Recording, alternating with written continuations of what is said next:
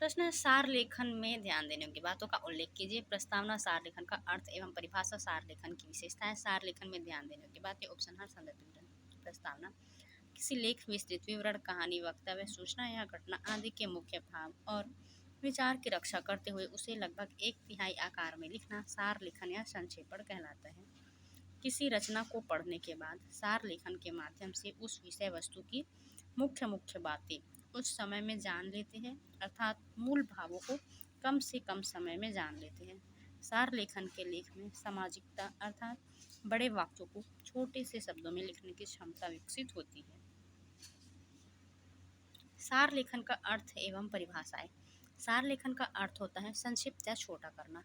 सार लेखन को अंग्रेजी में प्रिसाइज राइटिंग कहते हैं। किसी अनुच्छेद, परिच्छेद, विस्तृत कथा अथवा प्रतिवेदन को जितने कम से कम शब्दों में प्रस्तुत किया जाए जिसमें उस विषय का पूर्ण भाव एवं उद्देश्य स्पष्ट हो सके उसे संक्षेपण या सार लेखन कहते हैं।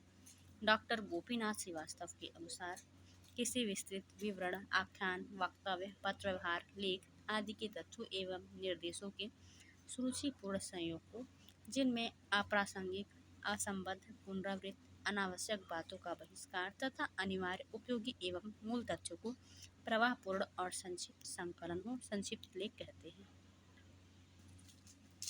दिए गए लेख या विस्तृत विवरण को तब तक पढ़ना चाहिए जब तक उसका केंद्रीय भाव स्पष्ट न हो जाए। केंद्रीय भाव स्पष्ट होने पर उससे संबंधित मुख्य विचारों और वाक्यों को रेखांकित करना चाहिए। संक्षेपण या सार लेखन करते समय ध्यान रखना चाहिए कि कोई वाक्य या क्रम न छूटे। संक्षेपण के समास और व्यास शैली आदि भेद के कारण इसका कोई नियम नहीं होता तथा इसमें मूल लेख का लगभग एक तिहाई भाग ही होता है। संक्षेपण में किसी लेख के मूल तत्वों का ज्ञान होता है, साथ ही साथ इस माध्यम से विचारों और भावों की अभिव्यक्ति व समायोजन में विशेष सहायता मिलती है।